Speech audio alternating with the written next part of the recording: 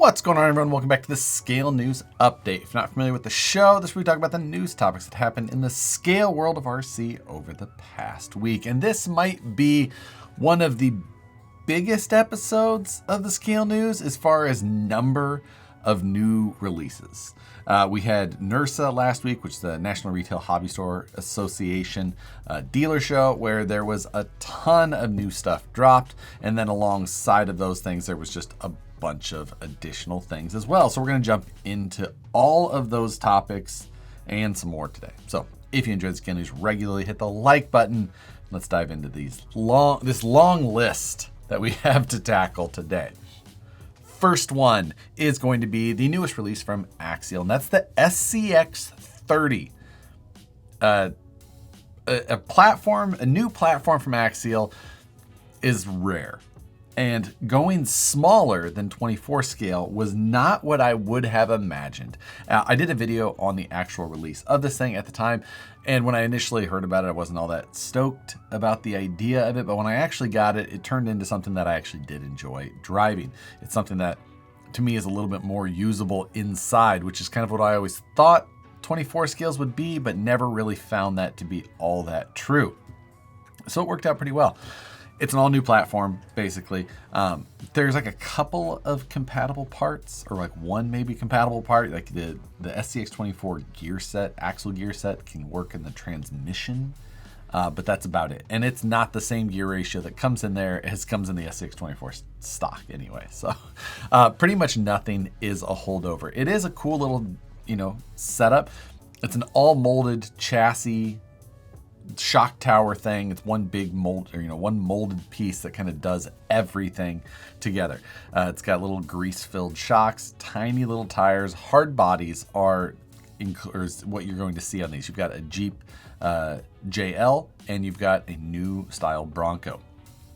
In the marketing stuff from some of the Proline releases that went with or alongside of this, there was text that got left in there showing that there is going to be a K10 version of this as well. So a little flub on the marketing side of things, kind of leading us to know what we were going to see next. Obviously, we're going to see new body style after new body style on this platform. It's what they found on the SCX24 to work for them, so I wouldn't have any different expectations with the SCX30.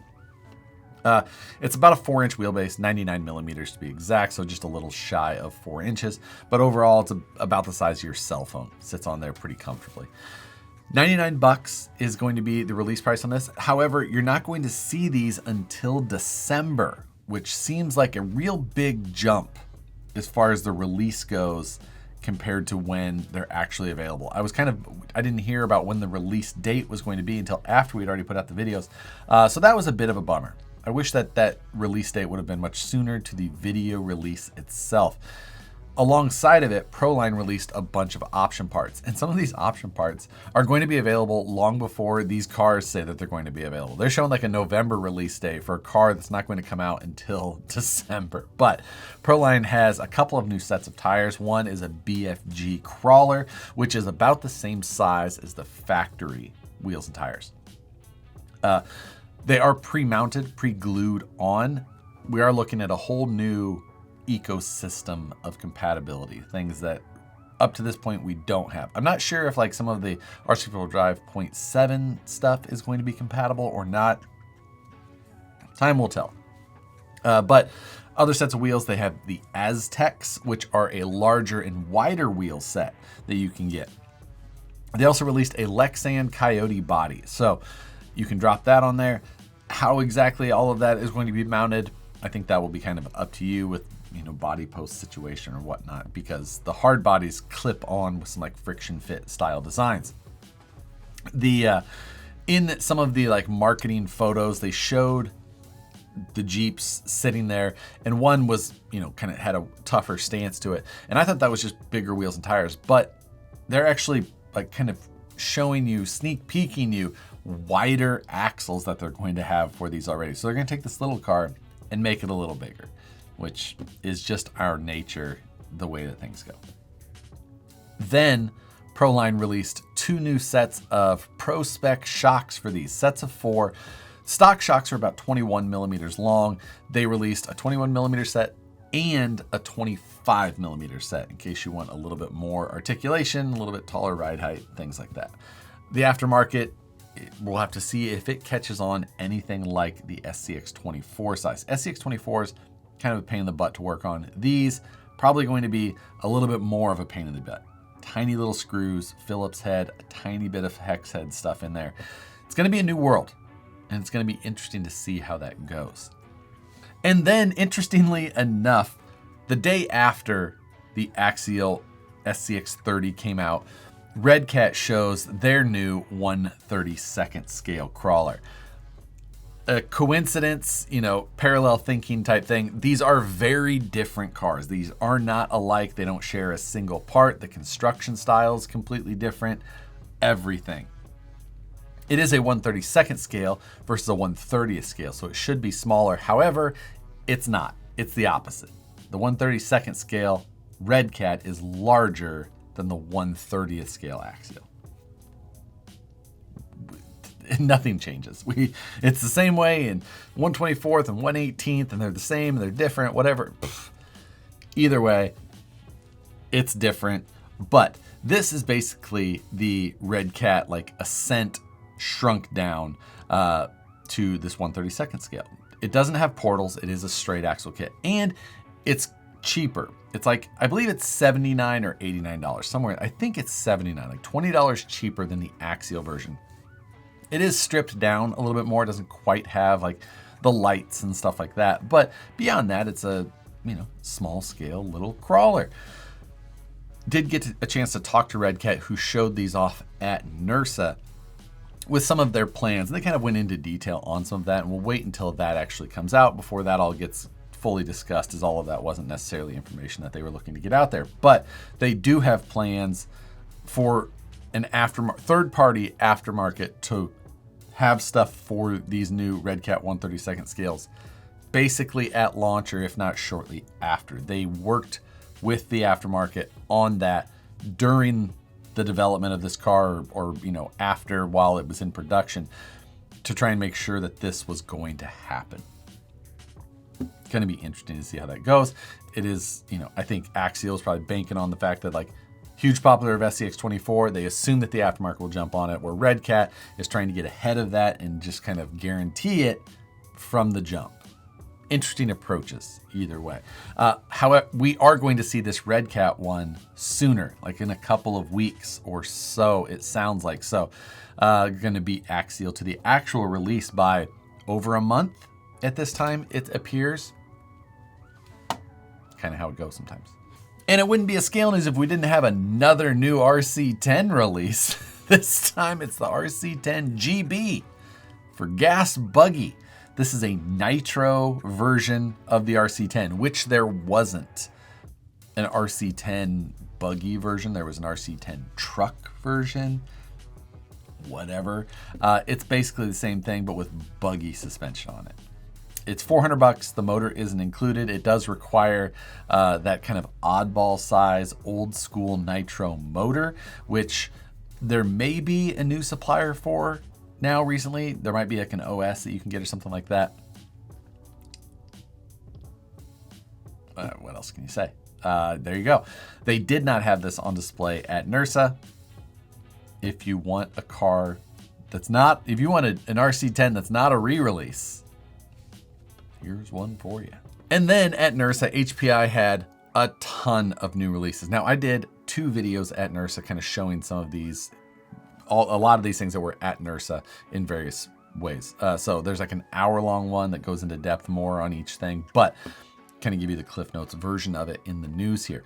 The HPI Stage D10 Drift platform. Got a chance to pick this thing up, look all around it, and it looks pretty good from my very limited knowledge of drift. It looks very, like Rev D, RDX, RDS, one of those two. It looks very similar to that in some ways.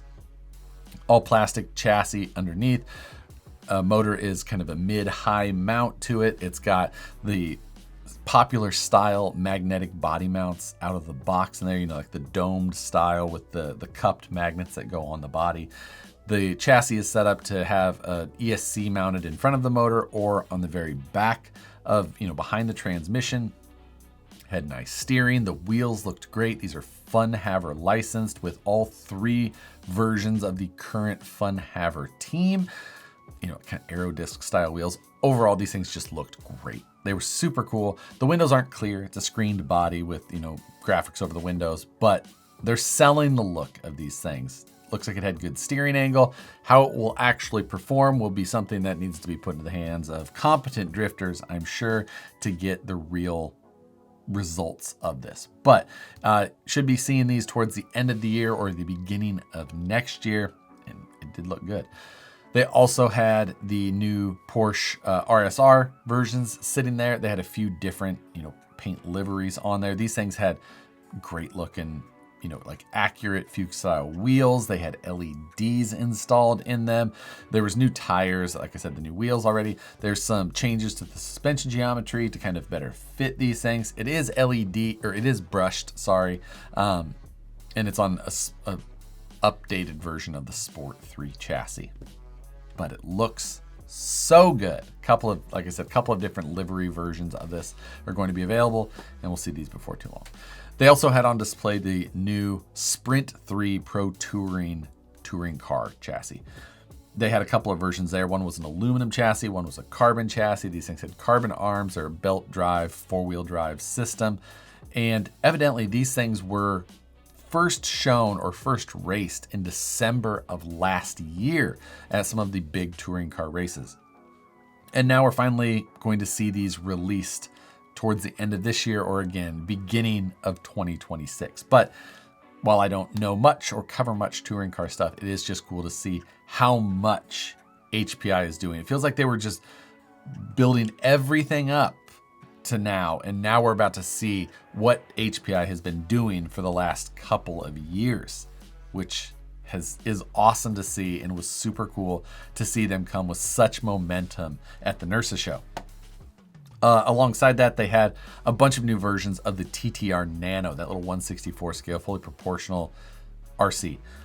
They had a bunch of BMW 2002 turbos there. They had a Spec 5 Mustang. They had some older 911 Carrera, 73 911 Carrera RSR. They had a 2024 Porsche GT3 RS there.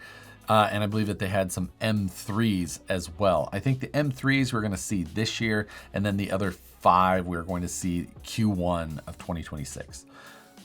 I'm not exactly sure what has evened out on the pricing of those TTRs. They were considerably more expensive here in the US than they were in most of the other parts of the world. A lot of that had to do, as was said, with the tariff situation. So not sure if we're going to see a readjusted price, as those tariffs have been adjusted with the values compared to when those were initially released. So it would be good to see those brought down a little bit closer to where you see them advertised online elsewhere. Then we had a few other solid axle releases from HPI. First, they had the HPI Monster King.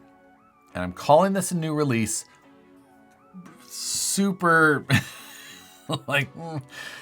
this is a Wheelie King with a new body molded in some new colors on the chassis and stuff. Beyond that, this is the Wheelie King from 2006, 2007. It's the same transmission layout, the same servo, way up in the very front of the chassis with the double bell crank design to it. Pretty much unchanged. Wasn't a great car in 2007. I don't expect this to be a great car today. But they did a good job of making it look cool, at least. Beyond that, am I stoked to see a new version of the Wheelie King? Not really. This, out of all of their new releases, I feel like was the most oh, really? Beyond that, most of this other stuff was pretty cool. Specifically, they had the HPI Venture 18cc. This is a comp crawler version of the Venture that they've had. Now, the Venture isn't fully their own. It's like a Hobby Plus, or one of those brands that they've kind of rebranded and OEM'd, kind of added some of their own flair to it. This appears to be still some of that, but it did have some cool, all metal drive shafts, actual metal drive shafts in there. It had brass up front, big high clearance rear, bringing back the HPI Rovers. They're not calling it the Rover or the HPI Rover. It's got another name and then Rover on it, but it was cool to see that come back from them officially. Love to see that.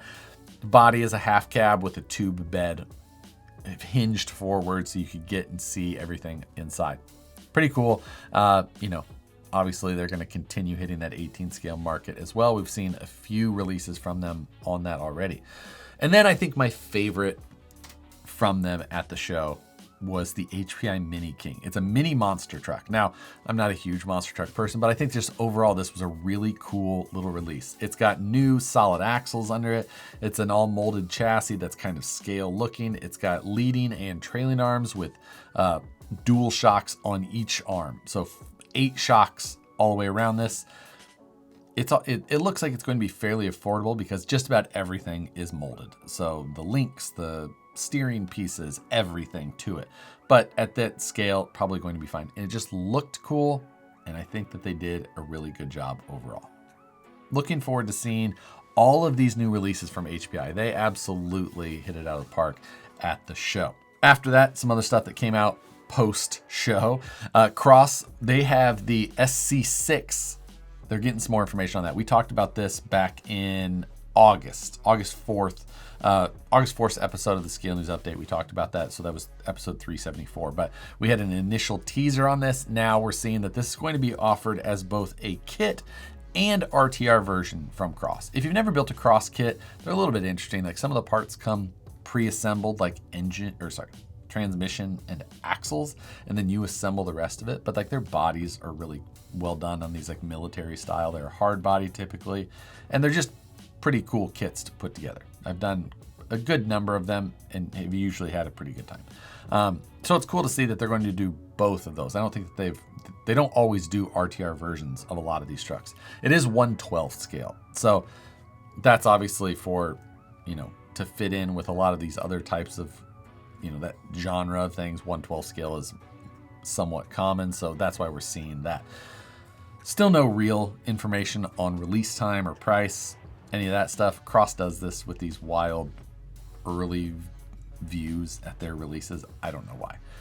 The US distributor for Cross is Team K&K. They didn't have any of the Cross stuff displayed at NERSA though. So not sure why, but maybe we'll see something else on that side of things before too long.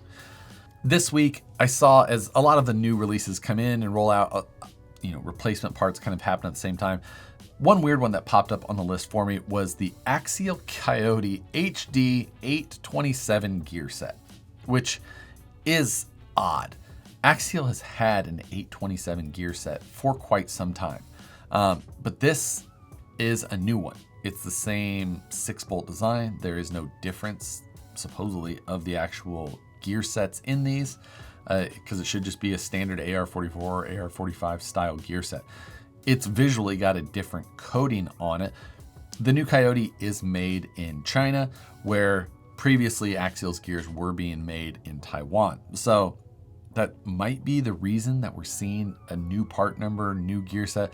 However, even though it went from Taiwan to China, the price currently on the old set is listed at $34, and the new set made in China is at $42, which was surprising. I don't know exactly why. It was just weird. I can still see both listed, but now, so I don't know. I thought it was weird that they wouldn't just do a running change and called the old one the new one and just put them in that pack. I don't know. Very odd to me. Sometimes those things just kind of stick out. And if you want to hear me point out other weird things, you can check out the channel membership. Channel membership, behind the scenes stuff, additional videos. We do a video after the scale news called After News Delight, which is an extension of this show. We kind of go back over some of the interesting things, talk a little bit more candid or in depth about stuff that might be a little weird, or just what's going on behind the scenes in general. You get to see videos early, like scale news the night before, and then other videos generally you'll get a day or some hours before it actually goes live as well. And it helps support the channel. If you're interested in any of that, I'll put a link down in the description. You can check that out. Appreciate all of the support. Appreciate anybody who watches any of the videos at all though. Thank you. This Wednesday live stream takeover, Matt and I talk about whatever's happening. This Wednesday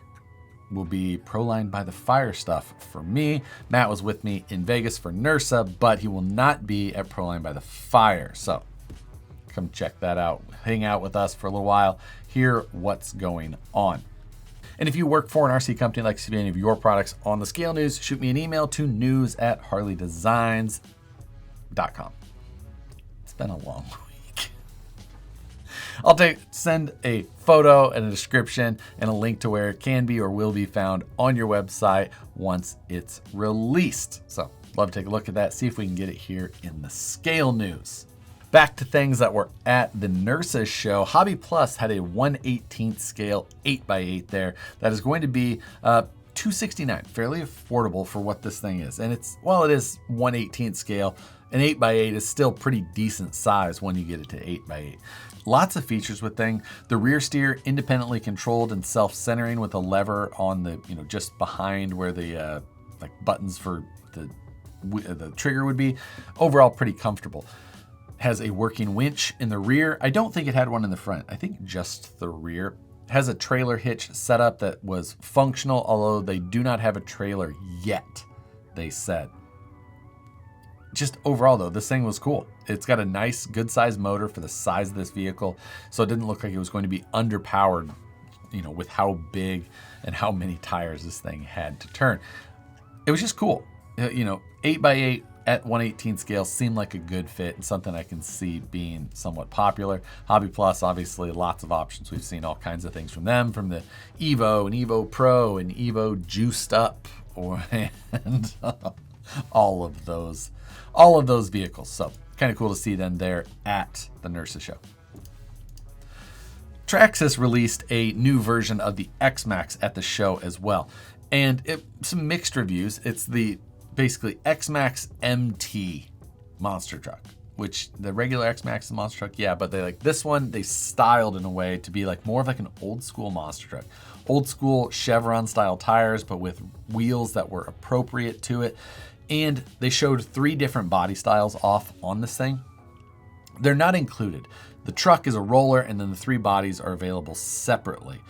The roller is $1,099, so $1,100, and then the bodies are about $200. So $1,300 is what it's going to cost you to put one of these together.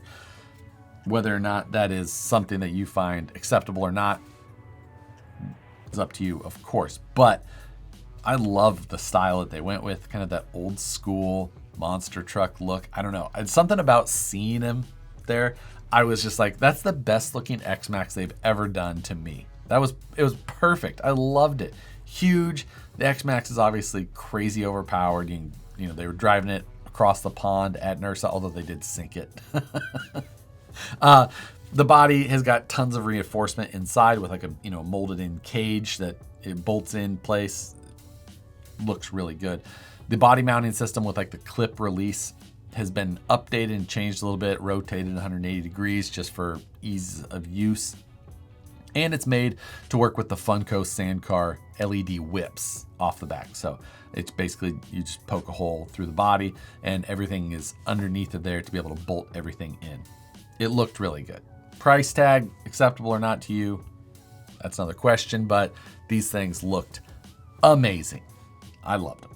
Next, Proline wasn't at NERSA. The Horizon was in their own way, but they didn't really have a lot from Proline with some of this stuff. And this new SCX-10-3 twin I-beam kit wasn't there on display, although I wish that it would have been. We've seen the twin I-beam kit before, and I was kind of a little bit confused initially at the release until I realized that they took the previous kit, which was made for the SCX-10-2, and made an SCX-10-3 version of it. The version that maybe, arguably, they should have done the first time. Now, the first time, did it sell well? I don't know. It seemed like it got discounted and discontinued really quickly, but that can happen at Horizon in general at times, so I don't know. This version, though, with a current generation kit, seems to make more sense. Twin I-beams is going to take your SCX-10-3 and convert it from 4-wheel drive to 2-wheel drive, and then give you that twin I-beam style suspension, which is those big long crossing arms. And it uses a wildly different style of steering along with that. Also includes trailing arms, so you get a longer travel in the rear. All of the things that go along with that. There's a lot to this kit, and it's 99 bucks. So kind of cool. Be interesting to see if their second swing at this type of product is successful, because it does look cool at least. Along with that release, they also released some Baja T tires. The appropriate tire for a pre-runner like this. Those look great. This is another one of those ones like, will it sell well? I don't know. It's a 4.45 inch tall tire that's really made for like this type of thing. It's not gonna be a performance tire for anything else. It's one of those things like I could see this if the twin I-beam kit just doesn't end up selling well, which it might not. Those tires might go away as well. So if you really like them, it's one of those things like maybe just stock up on them a little bit. Like if you like, this is the perfect tire, I've always wanted this, I can't believe it's finally here, just buy some extras. Stockpile them up, because I could see this kit and these tires going away, you know, before you would think that it may be ready. So just saying, it could happen. And then another company that was at the Nurses show was CEN, and they had a new MSRT Ford Ranger there. MSRT is a tuning company, kind of like Shelby here in the US. I believe they're over in Europe, UK, somewhere over there. Apologize for not knowing that exactly, but they built a new truck with this style body on it, which is like kind of an aggressive style body. However, the truck itself is not lifted or slammed. It's just like a stockish ride height. And it looked pretty good. It's got Fury tires and KG1 wheels like CEN does, but it just overall had a pretty like stockish, reasonable-ish stance to it. And I was like, oh, it's different. It looked kind of cool. I kind of like it. Coming in two colors, a gray and a blue. Underneath is a very similar CEN platform. Chassis rails, axles, all that stuff. Solid axle underneath this thing in general. But it's just, you know, and they're also going to have a ton of aftermarket support for it.